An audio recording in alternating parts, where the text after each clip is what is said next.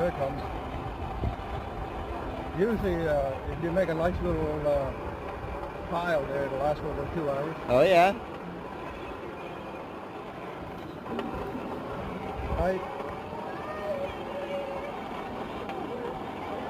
So I've been doing this for 22 years. Okay. And I'm slowly being retired, so instead of making a lot of stuff, I wanted to teach. Right. And I enjoy teaching because I think the traditional craft of blacksmithing will go further. Absolutely. I feel the same way about small-scale farming, man. So. Exactly. Exactly.